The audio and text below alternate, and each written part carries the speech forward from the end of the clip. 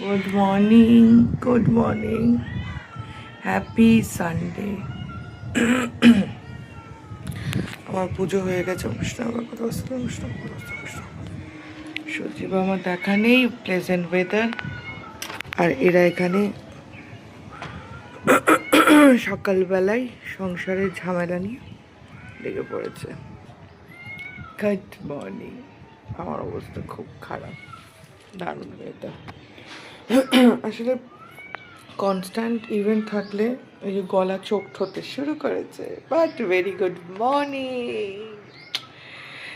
চোখ খুলছে না, অনেক আগে ঘুম ভেঙে গেছিলো, কিন্তু বিছানা থেকে উঠতে ইচ্ছা করেনি। উঠলেই এত কিছু অপেক্ষা করে ভালো লাগে না। আজকে লাস্ট কাজ আছে, কিন্তু কালকে ছেলের পরীক্ষা আছে। ব্রেকফাস্টটা জাস্ট সারলাম।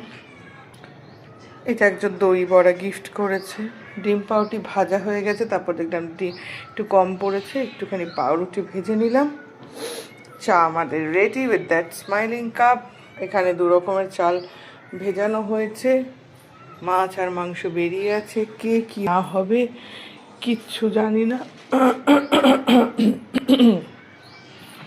গলা আজকে আমার বেগ দিচ্ছে, আমাকে গার্গেল করতেই হবে। গলা আজকে আমার বেগ দিচ্ছে। চা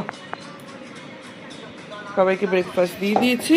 আর কিচুসকিকে সাথে নিয়ে একেবারে বসে এটা করবো। চলো আমাদের বাড়ির মুখ্য সদস্যদের দেখিয়ে দিই, যাদের কিন্তু জল খাবার কিন্তু দেওয়া হয়েছে। আজকে অনেকটা লেট হয়েছে, সানডে বলে কথা। তো জল খাবার তাদের দেওয়া হয়ে গেছে, ঠিক আছে। এবারে লাঞ্চ, অনেকদিন ধরে লাঞ্চের ভিডিও করা হচ্ছিল না। তো চাই কিচুসকিকে সাথ very good morning and happy Sunday to everybody. সবাই সানডেতে ফান করো। কাশ যদি এরকম কিছু একটা থাকতো, নো রান্নারও খাওয়া ইন সানডে।